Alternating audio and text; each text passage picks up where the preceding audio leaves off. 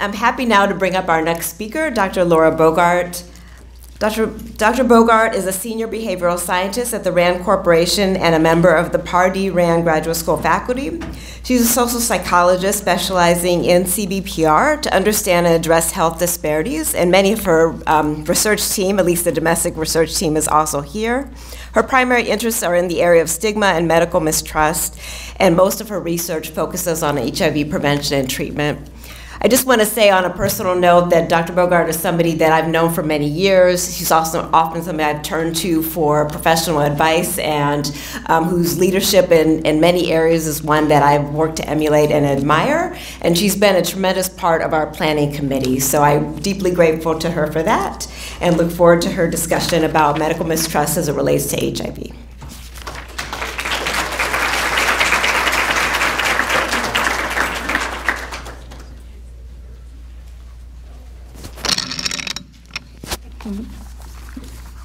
Thank you so much, Dr. Harawa, and also thank you, Dr. Bruce, for a fantastic talk. So today I'm going to be talking about the current state of research on medical mistrust in HIV and offering recommendations on how to proceed forward for providers and for communities. But first I wanted to start with a little bit about myself. I'm a social psychologist. I've been doing research on medical mistrust for about 20 years, mostly in LA communities, and also in other communities, for example, in sub-Saharan Africa. And a lot of what I present today is based on my own research and also some recommendations that I've thought about from reading the literature and the research literature in this area. But I'd like to acknowledge up front that I'm not from the communities that I'm working in. So what I try to do is engage with communities and stakeholders and engage with community partners as full and equal partners on the research. And I try to acknowledge the biases that I might have, both conscious and unconscious, and think through and acknowledge what might influence my research and the biases in my research. And I'd like to also mention that I work in close partnership here with APLA Health and Vienna Star. Oops. So first I want to acknowledge up front the collaborators on this research that I'm presenting today, which is more of a review of the research literature and recommendations. Oops, to the wrong slide. So Dr. Sai Takata and Dr. Billy Cunningham, both at UCLA, they're physicians and researchers in HIV. Dr. Takata, researchers HIV and social relationships. And Dr. Cunningham is a renowned scholar, internationally famous scholar in HIV and health disparities. So I'm very honored to work with both of them. So first, a note, a definition. So following from Dr. Bruce's talk, so what is medical mistrust? So it's distrust of healthcare systems, providers, and treatments. And more specifically, it's the absence of trust that providers and healthcare organizations genuinely care for patients' interests, are honest, practice confidentiality, and have the competence to produce the best achievable results. So people who mistrust healthcare might believe that physicians and researchers have ulterior motives, so they're only in it for themselves, maybe for their salary, for the glory, so for other things other than the patients. And also might think that there's harmful medical experimentation going on or unethical medical experimentation going on without their consent. So in the US, compared to all other races and ethnic groups, African Americans show the highest levels of medical mistrust. And it's, as we've just heard, thought to arise from current and ongoing discrimination. And I'll be talking more about that later in the talk, and we've already heard a bunch about that today. So one specific thing when we talk about HIV is HIV-specific or HIV-related medical mistrust. This is also called HIV conspiracy beliefs. And probably most of the research in the field of HIV and mistrust is focused on this area. So what are conspiracy beliefs? It's a specific form of medical mistrust related to the origin, prevention, and treatment of HIV. So for example, HIV was created by the government, by the CIA, that antiretroviral treatment or ART is poison or not effective, or that there is a cure for HIV, but it's being withheld from the poor, so only the rich have access. I have a picture here of Magic Johnson, because that's a common belief that we hear in communities, that Magic Johnson has the cure, because he's rich, he's famous, but everyone else can't get it.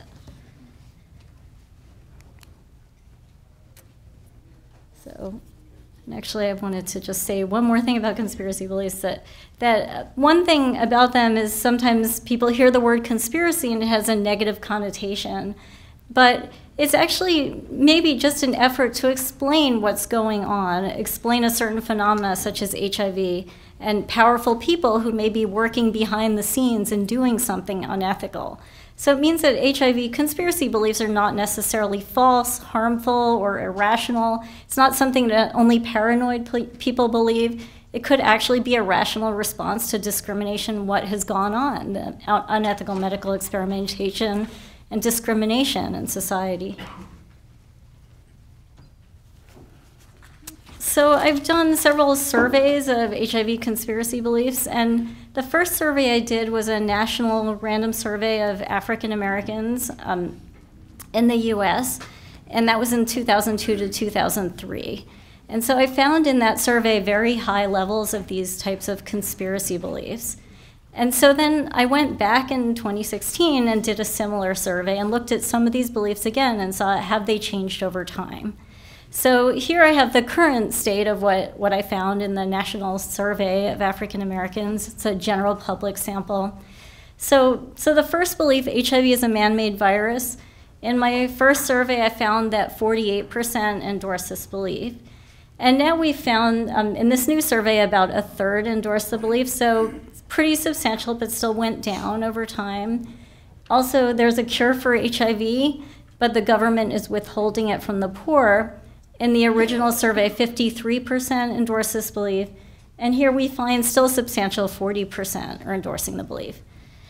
Now, two beliefs actually went up in mistrust. One is the medicine that doctors prescribe to treat HIV as poison. In the original survey, actually only 6% believe this, but now we're finding that about a third do. And I'm not sure why. It's something we can discuss after and maybe speculate. Maybe in the first survey, people hadn't really heard of the treatment and didn't know what they were talking about. And I'll, at the end. What year are you talking about? Oh, this is the first year, 2002 to 2003. Yeah, and this is 2016. Yes, thanks. And then the final belief, the government usually tells the truth about major health issues like HIV/AIDS. So this is more of a trust belief. Do people believe that the government is telling the truth about public health? And in the original survey, actually 38% or 37% said the government is telling the truth. Here it went down to 18%. So less trust in the government over time. So looking at the literature on HIV and medical mistrust, this is what we find. So medical mistrust is related to HIV outcomes. So specifically to HIV prevention outcomes, we found that people who have higher medical mistrust or higher conspiracy beliefs are less likely to use condoms consistently. They're also less likely to feel comfortable discussing PrEP, bringing up PrEP with providers, don't know about PrEP, have lower intention to actually use PrEP, and then, not surprisingly, actually don't use PrEP as much. And in terms of treatment outcomes, several studies have found that people who have higher mistrust, both medical mistrust in general as well as specifically HIV conspiracy beliefs, are less likely to adhere to antiretroviral treatment. They're more likely to have detectable viral load as a result. And one study found that these beliefs about mistrust and medical mistrust in general may be associated with less likely to believe that the medications are effective, and that in turn is related to non-adherence to treatment. So together with Dr. Takata and Dr. Cunningham, who I mentioned first, we came up with a model of how mistrust might affect HIV outcomes. And it's called a multi-level perspective because we wanted to take into account the context of people within their social networks, within their communities, and within the larger society. So I'll be going through the model more specifically in the next few slides, but I'll show you the model up front. So at the very basic level is discrimination. So we've already talked about that and heard about that today. So both structural discrimination, so in society, so this could be laws that lead to disparities, such as maybe immigration laws or stop and frisk. It could be policies within healthcare organizations. For example, not to engage people of color when they're looking for people for clinical trials. It could also be society's societal stereotypes about people of color, about people living with HIV, and these negative stereotypes in turn may feed into interpersonal discrimination between people. So we can think of discrimination, it could be between a provider and patients, and it could be unconscious biases, it could be conscious. So these are things that in turn feed into medical mistrust, as we've discussed, and then in turn are related to HIV outcomes. And then one thing we talk about in the model is the different forces that may create, develop, and sustain mistrust over time and reinforce mistrust.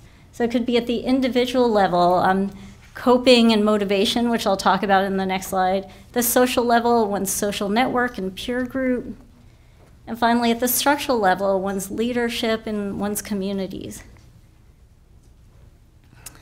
So we've already talked about this today and heard about this today, that discrimination leads to mistrust. That's at the most basic level in the model. And that mistrust stems from knowledge of current and historical injustices in healthcare and US society in general.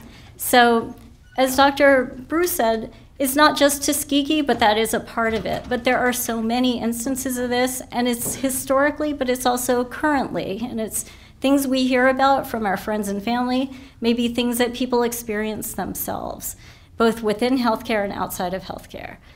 So I had 3 bullet points here just to talk about some current research on the topic and some research on the topic. There's a lot more, but just to highlight, for example, just saying that one has experienced discrimination is also reported, related to reports of higher medical mistrust. So if you've experienced discrimination in general or in healthcare, you might mistrust healthcare in the future. Also, mistrust explains the association between discrimination and health behaviors. So, for example, if you're discriminated against, it may lead to mistrust, which in turn may lead to non-adherence to treatment.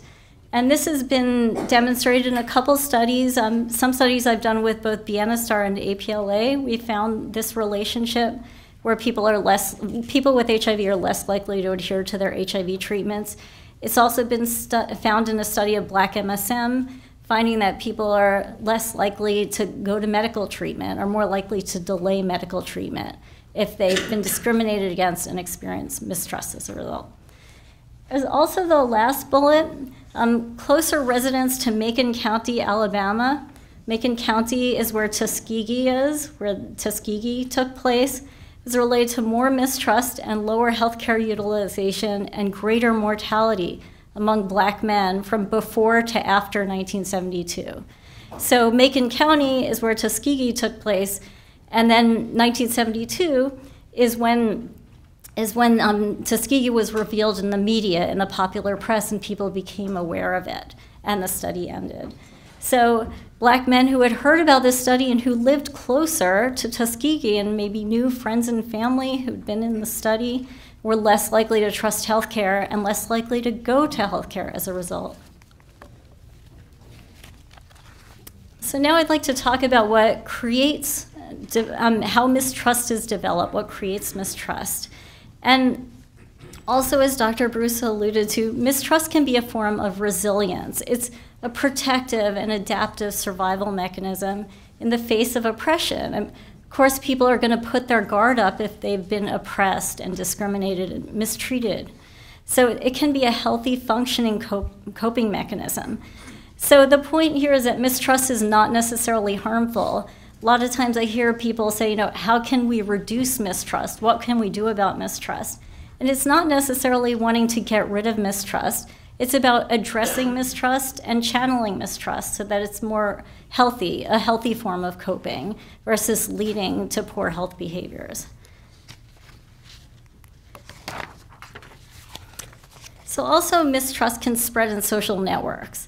So people rely on social network members for healthcare advice, and especially in African American communities where their mistrust of the healthcare system may be high. People may experience a health problem and go first to their friends and family and say, what's going on? I don't want to go to the doctor, so talk to other people in their communities.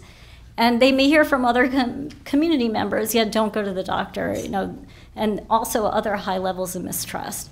So social network members understand the context of discrimination, and that's why they're more credible. That's why you can go to them and trust them and not go to health care providers. So that's why people may do this. So I did a study with Charles Drew and APLA Health in which we looked at the social network of people living with HIV. And we asked people about their social network members and what they found, what they heard from their social network members. For example, did they hear beliefs about mistrust, mistrust related to HIV treatment, mistrust related to the origins of HIV? And we found that the more people heard from their social network members this mistrust around HIV and treatment, the less likely they were to adhere to their own treatment. This was African Americans living with HIV. So what it shows is that mistrust in one's social network can be a powerful force in one's healthcare behaviors.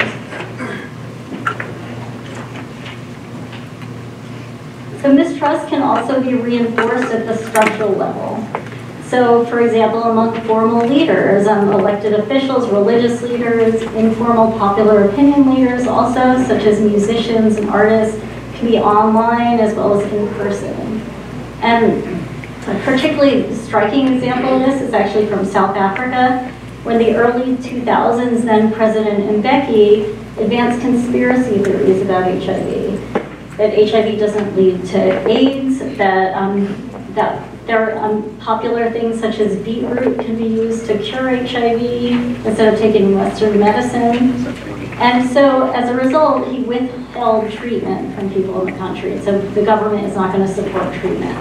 So one analysis found that from the year 2000 to 2005, when this was going on, this probably led to 330,000 deaths from HIV, as well as 35,000 children being born with HIV. So mistrust, when it's done by leaders, can have very strong effects. So just a few more slides. I know I don't have that much more time, but I just wanted to talk about how mistrust can be addressed. And so looking at the research literature, there actually are no evidence-based interventions, no interventions we know that work for providers to address medical mistrust. So I say this because when we started planning this conference, also we thought, maybe it's something we can offer to providers when we talk about this. And looking at the literature, found there really isn't anything we know that works. So it's more of a call to action that we need to figure out what might work and what we can do about this. And there have been a few interventions done with providers, well, more than a few, but more about increasing cultural competency, empathy, and patient-centered communication. And these are not specific to HIV, usually for other diseases, but they also don't look at mistrust as a whole, medical mistrust in general. What they try to do is increasing trust in one's individual provider. And we find that a lot, actually, in research. We find that people say, yeah, sure, I trust my provider, but I'm not going to take those medications, they're poison. Or, no, I don't trust other providers. So what we want to do is find something that we can generalize, across providers and figure out how can we have people do more than trust one individual provider. So there are a few patient-level interventions that I'm not going to talk about today, and hopefully in another community event I'll talk about them. But they're more about working with patients to decrease trust and address, decrease mistrust and address mistrust. So, for example, offering information and accurate information in a client-centered way. These are more like community-based interventions such as peer navigation, and where peers are serving as a bridge to healthcare and giving information and getting people into healthcare. So I'm offering a couple slides of recommendations. These are based on brainstorming with me and Dr. Takata and Dr. Cunningham, and I feel like this is a starting point for discussion today. It's not something I'm saying definitely needs to be done. I'd just love to hear your ideas about it. And one is to teach providers how to respond to mistrust in a sensitive manner while conveying accurate information. So when I started doing this research, I started by talking with providers and talking with patients and clients and saying, you know, what happens when a client comes in and says something like a conspiracy theory, like that medication is poison, I'm never taking it. And providers sometimes would say to me, well, I don't know what to say. You know, sometimes I just say, well, that's not right, you should take it, it's good for you. Well, what we know is that telling people they're wrong doesn't really work. So we need to think about how do we talk to people, how do we offer information that might be useful to them and let them make the decision. And motivational interviewing is a counseling skill that's been taught to providers in many studies, and maybe several of you have had this skill. And it's where you learn empathy and reflective listening. So for example, saying back to the patient what the patient's saying to make sure they know you're listening to them and understanding what they're saying, not being judgmental or confrontational, offering information rather than giving information. Okay, I'll do 30 more seconds. and also, I think it's important at the same time to acknowledge the context, the historical and current context. Say, you know, I'm aware why you feel this way. I know about this context of discrimination and the cause of this, and not dismissing people right off. And I'll just finish very briefly by saying a few recommendations for communities. And one is that I talked about how mistrust can be a healthy coping mechanism, and wanted to just say a little bit more about that, of how do we harness the positive effects of mistrust. And one, that mistrust can actually catalyze people to be informed healthcare consumers, to actually say, yeah, I mistrust healthcare, but I'm going to go around, I'm going to look up quality of care ratings, I'm going to figure out who's the best doctor in my area, and I'm going to do something about it if I can't find one. So thinking about, you know, what can we do? Can we talk to healthcare organizations, encourage healthcare organizations to have community advisory boards if they don't, or talk to them about why this would be a benefit to them, you know, if they're not able to get patients in or people aren't coming back in, and helping them review patient data, or do they have disparities that they don't know about. And finally, just a plug for voting and civic engagement. Mistrust, and this has been shown in research, can be of individuals to vote to make changes in their communities. And if one can't vote, to encourage others to vote. So thank you very much.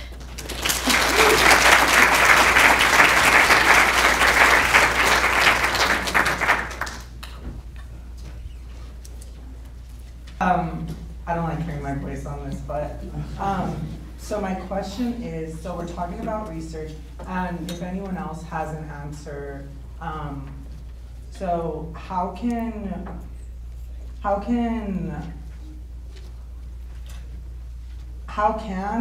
are or should Black, African American, trans, non-binary, non-conforming, and intersex people be represented in research publications? Thanks for your question. I just want to add, do you mean as authors or participants? Participants, like demographic breakdown, like, yeah. So that's a great question. I think we all need to think about how we can do that better. But basically, community engagement, this is something we've heard and that we've already talked about. Talking about what would work, going out into the community, being genuine, talking about your study, not being afraid to go to everywhere in the community that you can think of where people are represented, and talk about the study, about the research genuinely. I mean, yes, like in the publications, though. So Heather, do you mean like demographic tables or authors? Yeah, like, so the data you presented, so like if that were to be broken down into gender, like how should trans people, non-binary people be broken down in research publications? Because in research it's like very assigned male at birth, assigned female at birth, and yeah, I just am wondering. Yeah, I have to be honest, I'm not sure I have the answer, but I think one thing to do is ask people how they would like to be categorized and actually put that in your study and put that in your publication, say this is how people identified, and not collapse categories. Not say, oh, we only have 2 people like this, so we're just gonna say they're other or something like that, which a lot of researchers do. So actually finding out how people want to be identified and saying it. Thank you. Yeah, because I feel like a lot of surveys are very inclusive, more inclusive now than ever. But when it's published, it's published as something else. So I just was asking this room full of like people who are involved in health. Yeah. So if anyone else, I would love to hear that throughout some point today. Thank you. Hey, thanks. Hi. I just had a maybe rhetorical question to follow up on one of those statistics you brought up, that the belief that the government usually tells the truth about HIV went down. Do you think that that's actually an increase in distrust, or do you think it's maybe just that there's more information available about what happened in the 80s at the level of the federal government? I think that's a good hypothesis. I also think maybe trust in the government is going down in general, and because of the current context. So there could be a number of things.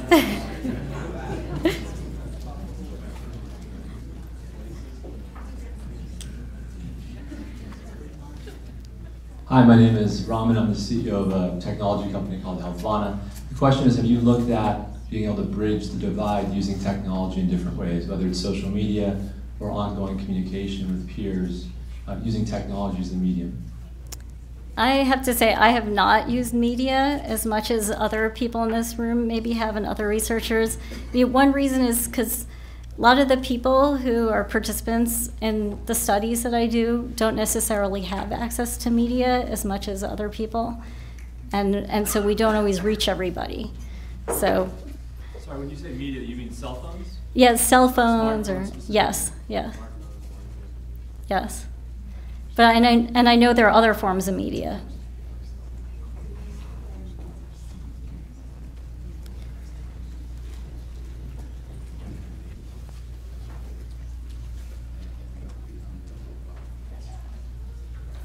Hi, it's me again. Hi.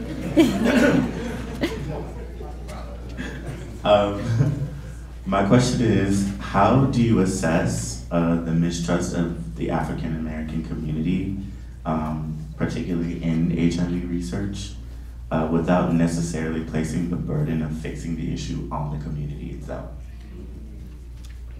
That's a very good question, because I think sometimes when I present these statistics, people might take them the wrong way and think I'm placing the burden on the people who are answering the survey. So hopefully by providing a context such as this, and when we're talking about these kinds of statistics, we talk about them in the proper context, and we don't just present the statistics out just in one graph.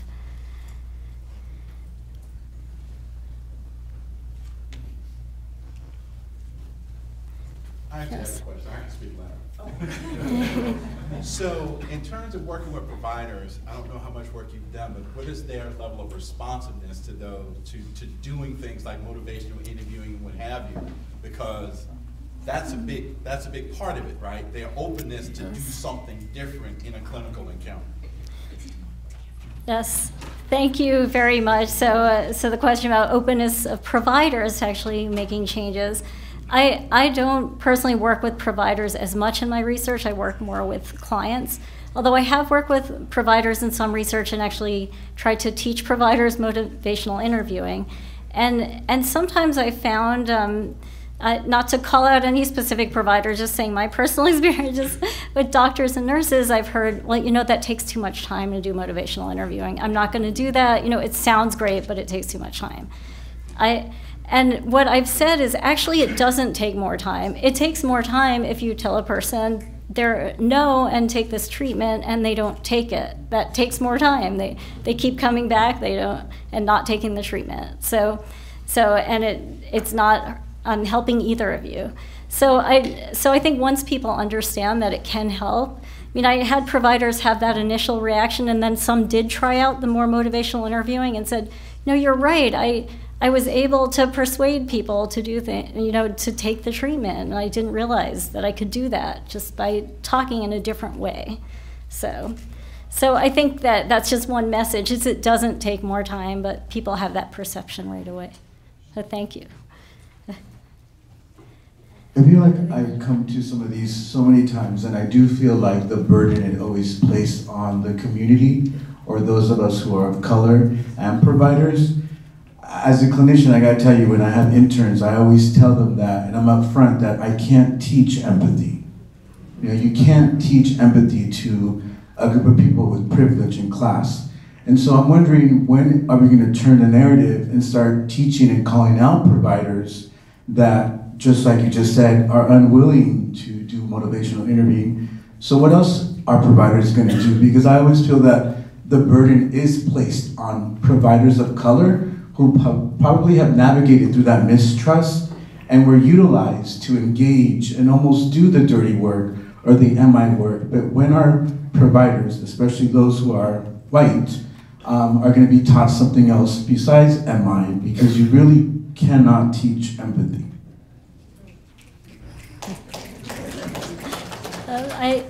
I think that's a great comment. I think also motivational interviewing is something that if people want to learn, they may want to try to learn empathy and try to be different.